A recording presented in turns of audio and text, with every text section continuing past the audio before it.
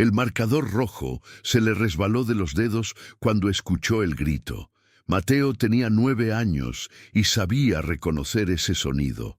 Era el mismo que había escuchado 3 noches atrás, cuando los doctores corrieron hacia el cuarto de su mamá con el carrito de las máquinas que hacen ruido.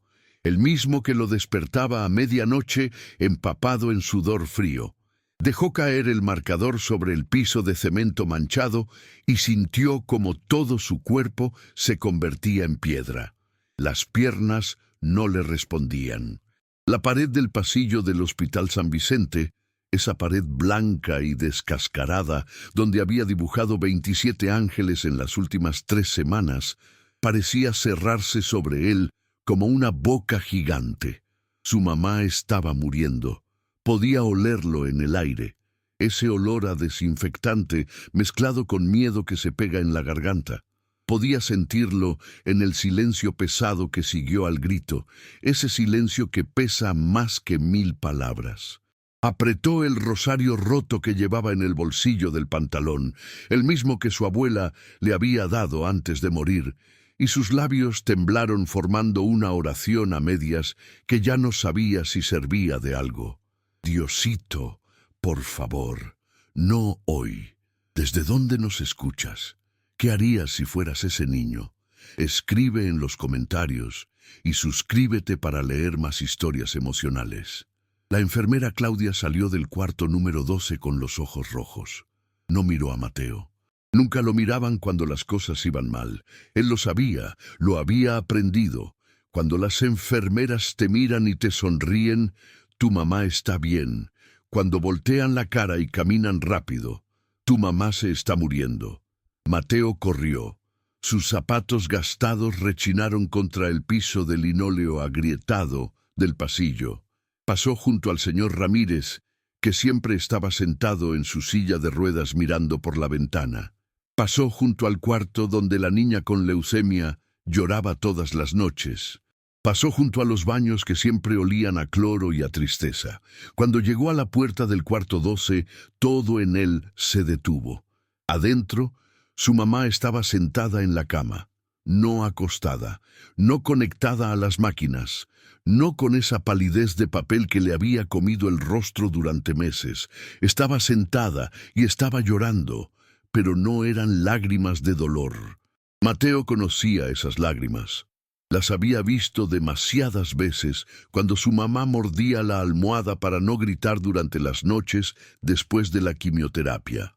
Estas lágrimas eran diferentes. Brillaban diferente bajo la luz fría del amanecer que entraba por la ventana sucia.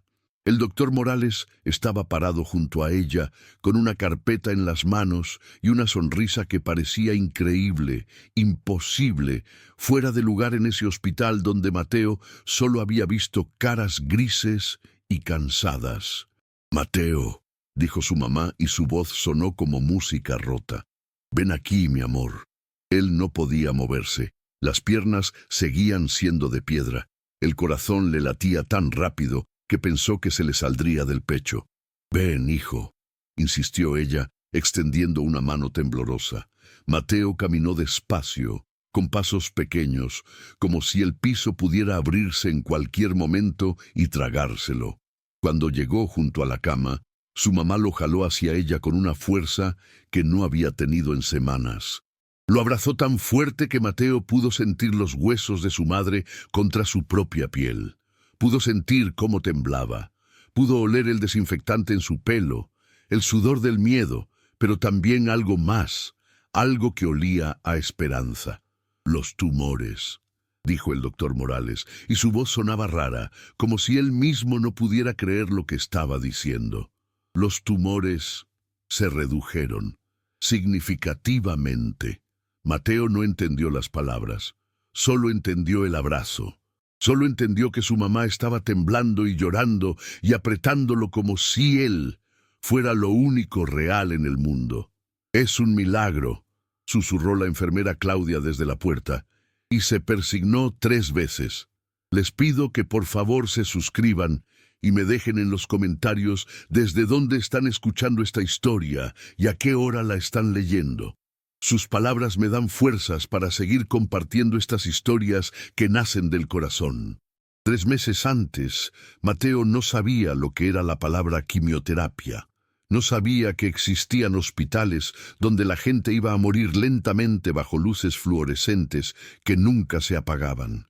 No sabía que el cuerpo de su mamá, ese cuerpo que siempre olía a tortillas recién hechas y a jabón de lavanda, podía convertirse en algo frágil, traslúcido, casi transparente. Vivían en San Rafael de las Flores, un pueblo polvoriento del interior, donde las calles no tenían nombre y las casas se sostenían más por costumbre que por estructura. Su casa era de adobe, con techo de lámina oxidada que hacía un escándalo terrible cuando llovía. Tenían 2 cuartos, uno donde dormían él y su mamá en un colchón sobre el piso y otro que servía de cocina, comedor y sala al mismo tiempo. Su papá se había ido cuando Mateo tenía 4 años. No hubo despedida, no hubo explicación. Una mañana simplemente no estaba, y su mamá nunca volvió a hablar de él. Ella trabajaba limpiando casas en el pueblo, salía antes del amanecer y regresaba cuando ya era de noche, con las manos agrietadas y la espalda doblada de cansancio. Pero siempre, siempre, llegaba con una sonrisa para Mateo. Siempre tenía energía para ayudarlo con la tarea, aunque ella misma solo había llegado hasta 3er grado. Siempre encontraba la forma de que hubieran frijoles en la mesa, aunque fuera solo eso. Siempre le decía, antes de dormir, somos tú y yo contra el mundo, mijo, y vamos ganando, hasta que dejaron de ganar. Todo empezó con el cansancio. Mateo notó que su mamá se quedaba dormida en la silla después de cenar, con la cabeza cayendo hacia un lado como una muñeca rota. Luego vinieron los dolores de cabeza que la hacían encerrarse en el cuarto oscuro por horas. Luego, la tos. Esa tos seca y persistente que sonaba como si algo adentro de ella se estuviera rompiendo. «Es solo gripa, mi amor», le decía ella. «Se me va a pasar, no se le pasó». Una noche, Mateo se despertó con el sonido de algo cayendo. Corrió al otro cuarto y encontró a su mamá tirada en el piso, junto a la estufa de leña. Había vomitado sangre. Tanta sangre que Mateo pensó que todo el rojo del mundo estaba ahí, en el piso de tierra de su cocina. «¡Mamá!», gritó, y su voz sonó pequeña y rota. «¡Mamá, mamá, mamá!». Ella apenas podía abrir los ojos. Mateo corrió a la casa de doña Esperanza, la vecina. Gritó hasta que alguien salió. Gritó hasta que vinieron. Gritó hasta que su garganta se convirtió en papel de lija. La llevaron al hospital del pueblo en la camioneta de don Chema. Mateo iba atrás, sosteniendo la mano fría de su mamá, mirando cómo su rostro se veía cada vez más gris bajo la luz de la luna. En el hospital del pueblo, un edificio pequeño con 2 cuartos y un doctor que también era veterinario, le hicieron estudios. Mateo esperó afuera toda la noche, sentado en el piso, temblando de frío y de miedo. Doña Esperanza se quedó con él, rezando el rosario en voz baja, una y otra vez, como si las oraciones pudieran construir un muro contra lo que fuera que estuviera pasando.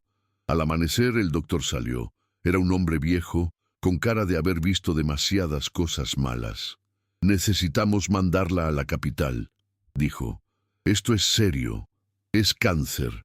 Mateo no entendió la palabra cáncer. Solo entendió la forma en que doña Esperanza se persignó y se cubrió la boca con la mano.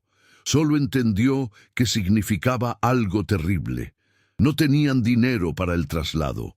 No tenían dinero para nada. Pero en pueblos como San Rafael de las Flores, cuando alguien se enferma, el pueblo entero se convierte en familia. Don Chema organizó una colecta. La maestra Lucía hizo una rifa. El padre Julián dedicó la misa del domingo a pedir por la salud de María. Así se llamaba la mamá de Mateo. Y pasó la canasta 3 veces. Juntaron lo suficiente para el viaje en autobús y para 2 semanas de comida. Mateo y su mamá llegaron al Hospital San Vicente de la capital un martes por la tarde. Era un edificio enorme, de paredes grises y ventanas sucias que parecían ojos vacíos. El olor a desinfectante golpeó a Mateo apenas cruzaron la puerta. Era un olor que se metía en la nariz, en la garganta, en el alma. Los primeros días fueron un caos de doctores, estudios, palabras que Mateo no entendía. Su mamá era fuerte, intentaba sonreír cuando los médicos le explicaban cosas. Asentía como si entendiera, apretaba la mano de Mateo y le decía, «Todo va a estar bien, mijo». Pero Mateo podía ver el miedo en sus ojos. Le diagnosticaron cáncer avanzado. Etapa 3. Los tumores estaban en sus pulmones, en su hígado. Necesitaba quimioterapia inmediata. El tratamiento era caro, tan caro que cuando el doctor dijo la cifra, la mamá de Mateo solo se quedó mirándolo con los ojos vacíos. «No tenemos ese dinero», susurró. «Hay programas de ayuda», dijo el doctor. «Vamos a hacer lo que podamos, pero lo que podamos nunca es suficiente cuando estás muriendo». Consiguieron que el hospital aceptara a la mamá de Mateo en un programa de pacientes de escasos recursos. Recibiría el tratamiento, pero tendrían que quedarse en la capital. No había forma de viajar de regreso al pueblo entre sesiones.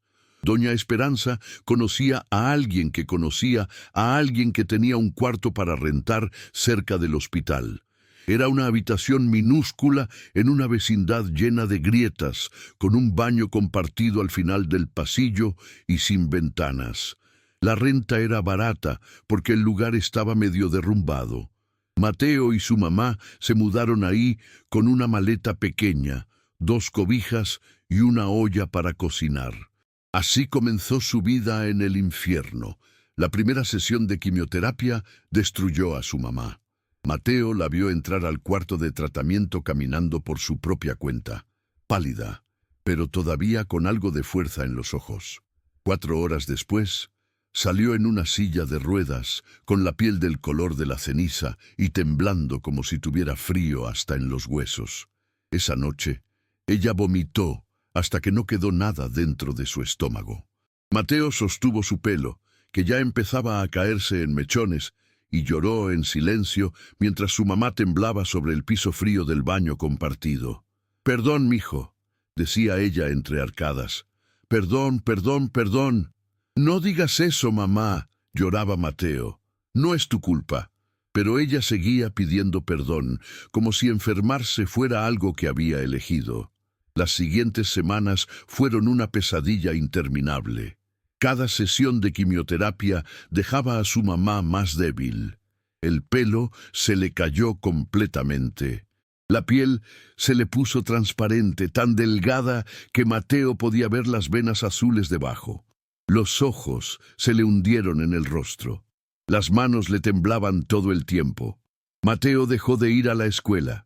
No había escuela a la que ir, de todos modos.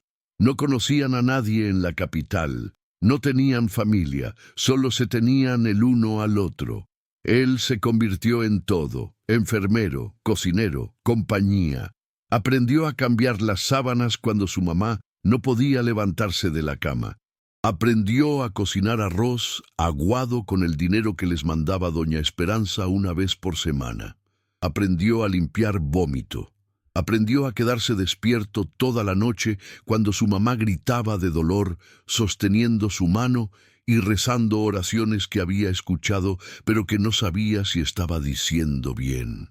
Aprendió a tener miedo, un miedo constante, pesado, que vivía en su pecho como un animal dormido que podía despertar en cualquier momento.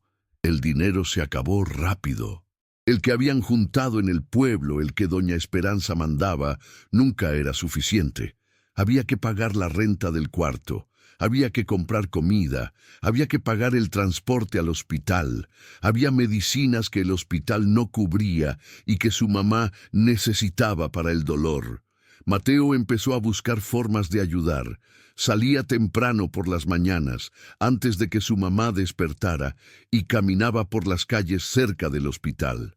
Ofrecía cargar bolsas en el mercado, ayudaba a limpiar banquetas, pedía monedas afuera de las tiendas. Algunos días juntaba suficiente para comprar un pan. Otros días, nada. Llegaba de regreso al cuarto con los pies llenos de ampollas y las manos sucias, y se sentaba junto a su mamá, que dormía todo el tiempo ahora, y lloraba en silencio. «Dios, por favor», rezaba, «por favor, no me la quites, es lo único que tengo». Fue en una de esas caminatas desesperadas que Mateo descubrió los marcadores. Estaba hurgando en un contenedor de basura afuera de una papelería, buscando algo, cualquier cosa que pudiera vender, cuando encontró una caja arrugada. Adentro había 6 marcadores permanentes: rojo, azul, verde, amarillo, negro y morado. Estaban usados, casi secos, pero todavía funcionaban. Mateo no sabía por qué los guardó. Solo sintió que debía hacerlo. Esa noche, mientras su mamá dormía agitada después de una sesión de quimio, Mateo se quedó despierto mirando el techo del cuarto. No podía dormir, el miedo no lo dejaba. Se levantó y salió al pasillo de la vecindad. Hacía frío. El viento entraba por las rendijas de las paredes rotas. Se sentó en el piso y sacó los marcadores. Sin pensar mucho, empezó a dibujar en la pared. Dibujó un ángel. No era un buen dibujo. Mateo no era artista, pero era un ángel, una figura con alas y una aureola, de pie sobre una nube. Le puso el nombre de su mamá abajo, María. Algo en su pecho se aflojó un poco. A la mañana siguiente, cuando su mamá pudo levantarse por unos minutos, Mateo la llevó afuera para que viera el dibujo. «Mira, mamá», dijo con voz tímida, «te dibujé un ángel guardián». Su mamá miró el dibujo. Las lágrimas le corrieron por las mejillas hundidas. «Es hermoso, mi amor», susurró. «Es el ángel más bonito que he visto». Esa noche, Mateo dibujó otro ángel, y al día siguiente, otro. Empezó a llevar los marcadores al hospital. Mientras su mamá recibía tratamiento, esas sesiones largas y dolorosas, donde él no podía hacer nada más que esperar afuera, Mateo se ponía a dibujar en las paredes del pasillo. Al principio, las enfermeras lo regañaban. «Niño, no puedes pintar las paredes». Pero el doctor Morales, un hombre de ojos cansados que había visto demasiados niños llorar en esos pasillos, lo detuvo. «Déjenlo», dijo. «No está lastimando a nadie». Y así, ángel por ángel, Mateo llenó el pasillo del 3er piso del Hospital San Vicente. Cada ángel tenía un nombre escrito abajo. Algunos eran nombres de pacientes que Mateo había conocido. Otros eran nombres de personas del pueblo. Algunos eran santos que su mamá le había enseñado. Y todos tenían alas enormes, abiertas, como si estuvieran a punto de volar. Los otros niños que vivían en ese pasillo, niños con leucemia, con tumores, con enfermedades que Mateo no podía pronunciar, empezaron a pedirle que dibujara ángeles para sus propias mamás, sus papás, sus hermanos. Mateo dibujaba porque era lo único que podía hacer. Dibujaba porque cuando dibujaba no pensaba en el miedo. Dibujaba porque cada ángel era una oración silenciosa. «Por favor, Dios, por favor, no me la quites».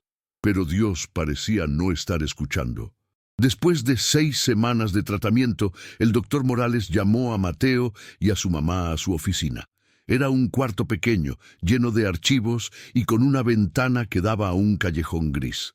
«Los resultados de los últimos estudios no son buenos», dijo el doctor, y su voz sonaba como si estuviera muy cansado. «El cáncer no está respondiendo al tratamiento. Los tumores están creciendo». Mateo sintió como el mundo se detenía. Su mamá no lloró. Solo miró al doctor con ojos vacíos y asintió despacio. «¿Cuánto tiempo?», preguntó con una voz que no parecía suya. El doctor vaciló. «Es difícil saberlo. Tal vez semanas, tal vez un mes». Mateo se puso de pie tan rápido que la silla cayó hacia atrás. «No», dijo. «No, no, no». Salió corriendo de la oficina. Corrió por los pasillos del hospital, pasando junto a sus ángeles dibujados en las paredes, pasando junto a las enfermeras que lo llamaban, pasando junto a todo. Corrió hasta que llegó a la capilla del hospital. Era un cuarto diminuto, con 3 bancas de madera y un crucifijo en la pared. Olía a velas apagadas y a silencio. Mateo cayó de rodillas frente al altar y gritó hasta que la garganta le ardió. Gritó hasta que las lágrimas se le acabaron. Gritó hasta que no quedó nada dentro de él más que un hueco enorme y oscuro. Luego, en el silencio que siguió, habló. «Dios», dijo con voz rota, «sé que no soy nadie, sé que no tengo nada que ofrecerte, pero te lo suplico. Te lo suplico con todo lo que soy. No te lleves a mi mamá, es lo único que tengo en el mundo. Sin ella, yo no soy nada. Por favor, Dios». Se quedó ahí, de rodillas sobre el piso frío, llorando como nunca había llorado en su vida. No hubo respuesta, no hubo señal. Solo el silencio pesado de la capilla vacía y el sonido de su propia respiración entrecortada.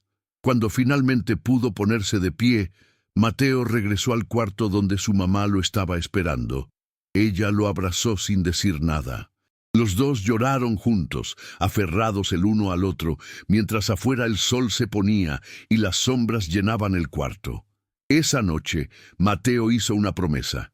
«Voy a dibujar ángeles hasta que te cures, mamá», dijo. «Voy a llenar todo el hospital de ángeles. Y vas a ver, Dios va a escuchar. Tiene que escuchar». Su mamá le acarició el pelo. «Mi niño hermoso», susurró. «Mi niño valiente». A la mañana siguiente, Mateo empezó a dibujar con más fuerza que nunca. Dibujaba en los pasillos, en las paredes de las escaleras, en los espacios vacíos junto a las ventanas. Los marcadores se gastaban y él conseguía más de la basura, de pacientes que le regalaban, de enfermeras que le traían 1 o 2 de sus casas. Los ángeles se multiplicaron, 20, 30, 40, cada uno diferente, cada uno con un nombre, cada uno una súplica silenciosa. Los otros pacientes empezaron a llevarle flores para que las dibujara junto a los ángeles. Las enfermeras le traían brillantina para que los decorara. Los niños del hospital lo seguían, viéndolo trabajar en silencio. Mateo se convirtió en una presencia constante en los pasillos del 3er piso. Un niño flaco, de ojos enormes, siempre con un marcador en la mano, siempre dibujando. Mientras tanto, su mamá empeoraba. Ya no podía caminar, apenas podía hablar. El dolor era tan intenso que gritaba dormida. Los doctores le daban morfina, pero nunca era suficiente. Mateo dormía en una silla junto a su cama, sosteniendo su mano, rezando oraciones a medias que ya no sabía si tenían sentido. Las enfermeras empezaron a prepararlo. «Mateo», le dijo Claudia una tarde con voz suave, «tienes que estar listo, mi niño. Tu mamita está muy enferma y a veces Dios se lleva a las personas que amamos». «No», dijo Mateo, «no va a pasar. Dios va a hacer un milagro. Tiene que hacer un milagro». Claudia no dijo nada, solo lo abrazó. Esa noche, la mamá de Mateo dejó de responder. Cayó en una especie de sopor profundo del que no despertaba. Los monitores junto a su cama mostraban números que bajaban lentamente. El doctor Morales entró al cuarto a medianoche. «Mateo», dijo, «creo que deberías quedarte con ella esta noche, por si acaso». Mateo entendió lo que eso significaba. Se acostó junto a su mamá en la cama estrecha del hospital. La abrazó con cuidado, sintiendo lo frágil que estaba su cuerpo, como si fuera de cristal y pudiera romperse en cualquier momento. «No te vayas, mamá», susurró. «Por favor, no te vayas. Todavía me faltan ángeles por dibujar. Me faltan muchos. Me prometiste que ibas a ver cómo llenaba todo el hospital. Me lo prometiste». Ella no respondió. Mateo se quedó ahí, llorando en silencio, escuchando el sonido irregular de su respiración, sintiendo cómo cada segundo podía ser el último. Afuera, en el pasillo, Alguien había encendido una veladora junto a uno de los ángeles que Mateo había dibujado. La luz temblorosa se reflejaba en las paredes blancas, y en esa luz los ángeles parecían estar vivos, parecían estar rezando. Mateo se despertó con el grito. Era temprano. La luz del amanecer apenas empezaba a filtrarse por la ventana sucia del cuarto. Por un segundo no recordó dónde estaba. Luego todo regresó de golpe. El hospital, su mamá, la noche terrible esperando que dejara de respirar. Se sentó de golpe en la cama. Su mamá seguía ahí, seguía respirando. Pero algo era diferente. Mateo salió corriendo del cuarto justo cuando el doctor Morales y dos enfermeras entraban apurados.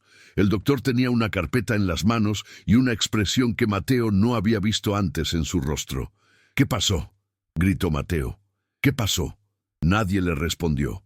Entraron al cuarto y cerraron la puerta. Mateo se quedó afuera, temblando, con el corazón golpeándole el pecho tan fuerte que pensó que se le saldría. Pasaron 10 minutos, 20, 30. Finalmente, la puerta se abrió, y su mamá estaba sentada y llorando y sonriendo al mismo tiempo. «Mateo», dijo el doctor Morales, y su voz sonaba rara. «Los tumores se redujeron significativamente. No sabemos cómo, no sabemos por qué, pero se redujeron». Mateo no pudo moverse. «¿Qué?», susurró. «Es un milagro», repitió la enfermera Claudia. El doctor le mostró las placas. Mateo no entendía lo que veía, solo sombras y manchas en blanco y negro, pero entendió el tono de voz del doctor. Entendió la forma en que su mamá lloraba. Entendió que algo imposible había pasado. «Todavía tiene cáncer», dijo el doctor despacio. «Todavía necesita tratamiento, pero esto es extraordinario. Nunca había visto algo así». Mateo caminó hacia su mamá como si estuviera en un sueño.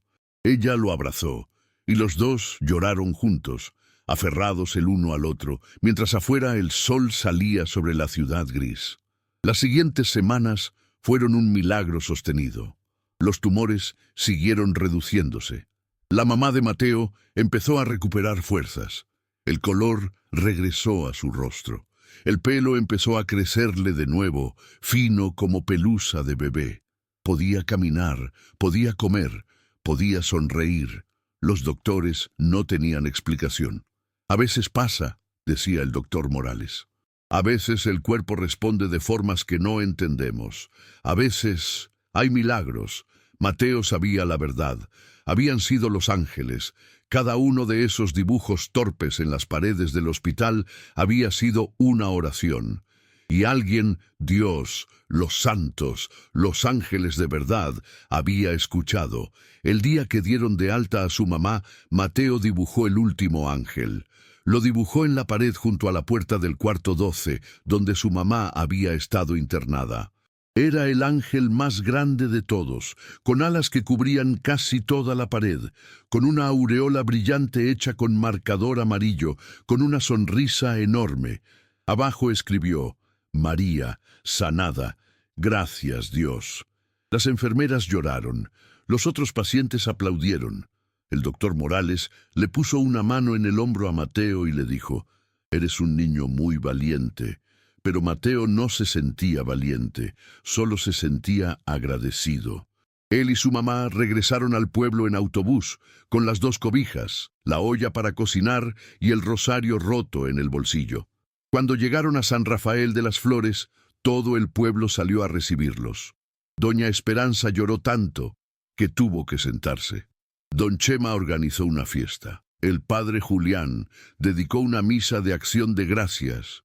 La mamá de Mateo volvió a trabajar poco a poco, limpiando casas, con las manos agrietadas pero con vida en los ojos. Mateo regresó a la escuela, y cada noche antes de dormir, los dos se arrodillaban junto a la cama y rezaban juntos. «Gracias, Dios», decía Mateo. «Gracias por escuchar, gracias por los ángeles». Pasaron los años. La mamá de Mateo se curó completamente. Los doctores lo llamaron remisión espontánea. El pueblo lo llamó milagro. Mateo no necesitaba llamarlo nada, solo necesitaba saber que su mamá estaba viva. Él creció, estudió, trabajó duro, se convirtió en maestro de primaria en el mismo pueblo donde había nacido. Y en su salón de clases, en las paredes, dibujó ángeles, cientos de ángeles, cada uno con el nombre de uno de sus alumnos. Porque había aprendido que a veces, cuando todo parece perdido, cuando el miedo es tan grande que no puedes respirar, cuando la oscuridad es total y absoluta, a veces lo único que necesitas es dibujar un ángel y creer. Creer con todo lo que eres que alguien en algún lugar está escuchando, que tus súplicas silenciosas no se pierden en el vacío.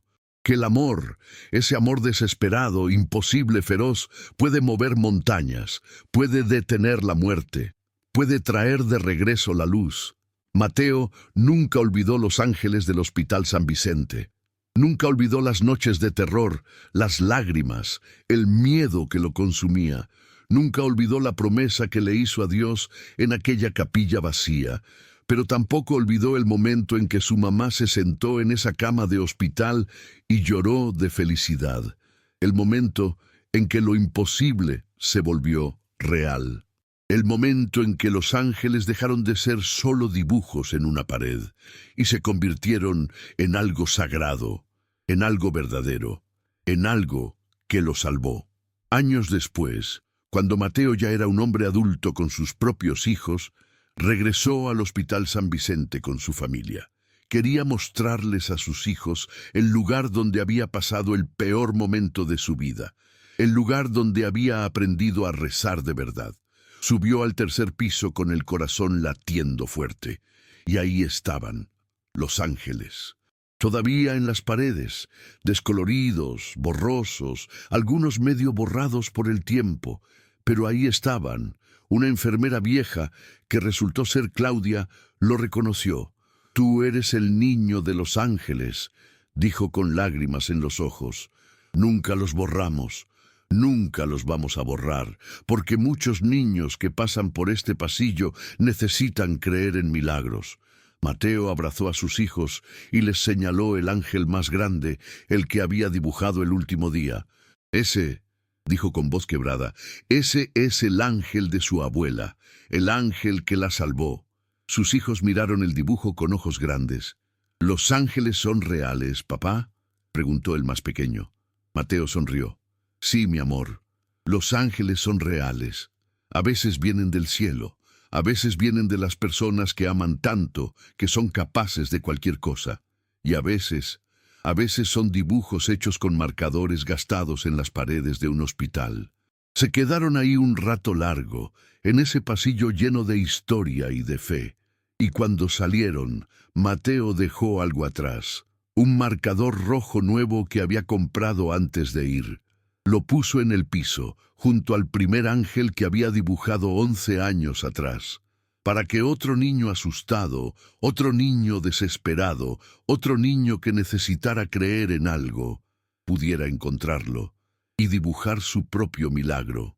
Porque a veces, en los lugares más oscuros, en los momentos más desesperados, cuando parece que ya no hay esperanza, a veces lo único que necesitas es un marcador gastado, una pared vacía y un corazón lleno de amor. Y la fe frágil, temblorosa, imposible, la fe que dice, «No sé si me estás escuchando, Dios, pero voy a seguir intentando, voy a seguir creyendo, porque es lo único que me queda». Esa fe que dibuja ángeles en las paredes, esa fe que mueve montañas, esa fe que salva vidas, esa fe que convirtió a un niño de 9 años, temblando de miedo en un pasillo de hospital, en el mensajero de un milagro que nunca olvidaría y que nunca debería olvidarse. Porque hay historias que necesitan ser contadas, hay amores que necesitan ser recordados, hay milagros que necesitan ser creídos, y esta es una de esas historias, la historia de Mateo y María, la historia de un niño que dibujó ángeles hasta que su mamá se curó. La historia de cómo el amor incondicional, la fe desesperada y una pared llena de dibujos torpes salvaron una vida y cambiaron muchas otras, para siempre.